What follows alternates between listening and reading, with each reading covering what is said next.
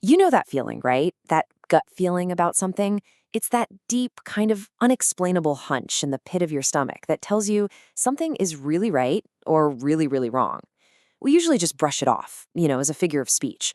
But what if it's way more than that? What if your gut is actually thinking? Well, today we're going to dive into the incredible science behind that feeling. Yeah, these phrases are everywhere for a reason. That fluttery feeling you get before a first date, or that heavy sinking feeling when you hear bad news, that's not just in your head. It's a real physical message coming from a part of you that kind of has a mind of its own. And that's the million-dollar question, isn't it? Is that feeling just anxiety? Is it intuition? Or maybe just that weird burrito you ate for lunch? We're about to decode those messages and uncover the absolutely incredible science that explains why your stomach often knows what's up before you do. Okay, so first, let's just all connect with that experience we've all had. That moment when an emotion stops being just a thought and becomes this powerful physical thing happening right in your stomach. So picture this. You're meeting someone new. On the surface, everything seems totally fine. They're smiling, they're polite, but when you shake their hand, bam! You feel this immediate tight knot forming in your stomach. Your conscious brain hasn't processed anything wrong, but your body is already sounding the alarm bells. That physical reaction, that's our starting point. So, what's actually making that not happen? To get that, we need to go deeper. Literally, we're going inside your gut to meet the amazing command center that's running the show down there. Okay, so the official term is the enteric nervous system, or ENS. Now, this is not just a few nerve endings. We are talking about an incredibly complex web of over 100 million neurons. To put that in perspective, that's more neurons than you have in your entire spinal cord. Think of it like a local manager that handles the whole complex business of digestion all by itself, without having to constantly call headquarters, the brain in your head. And because it's so independent, scientists have given it a pretty cool nickname. Yup, you have a second brain, and it lives in your gut. And while it's a total pro at managing digestion on its own, its job doesn't stop there. This second brain is a huge player in your emotional life, which is exactly why how you feel is so deeply physically connected to your stomach. So, if we've got two brains, how do they talk to each other? Well, it turns out they're connected by this massive two-way information superhighway. This whole connection is made possible by the vagus nerve.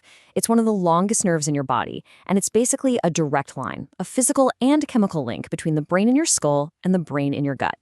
You can think of it like a constant chat room with signals flying back and forth all day, every day. Now, here's the really crucial part. This is a two-way street. It's a feedback loop.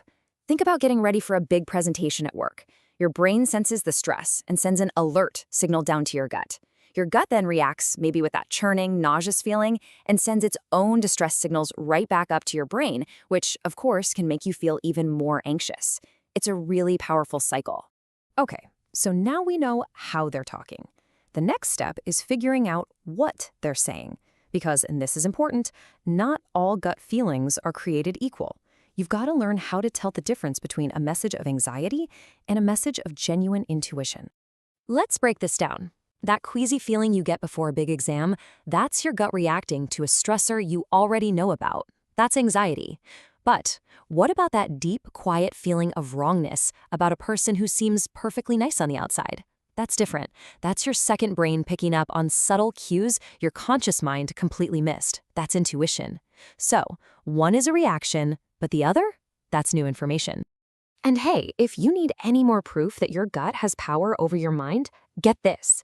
A staggering 90%, that's 90, of your body's serotonin, the neurotransmitter that helps you feel happy and stable, is produced right there in your gut.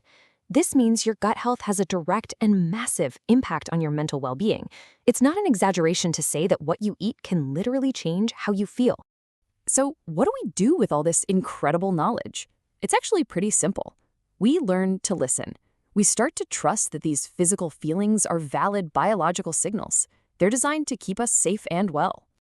It is so much more than just a saying. It is legitimate biological advice. When your gut sends a really strong signal, it's worth it to just pause and ask yourself, why? Learning to listen to that internal warning system can be a seriously powerful tool for navigating the world. And you want to know the best part? You can actually make this connection stronger. When you support your gut health, you are directly supporting your mental health. Eating lots of different whole foods, for instance, feeds the good bacteria that help make all that mood-boosting serotonin.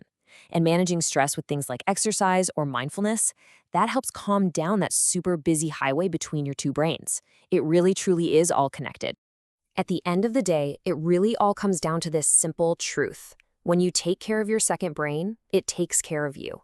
It creates this amazing positive feedback loop that supports your health, both physically and emotionally. So, the next time you feel that flutter or that knot, don't just ignore it. Listen. And it leaves you with a really fascinating question to think about. If your gut has this much to say, what other wisdom is your body trying to share with you, if only you'd pay attention?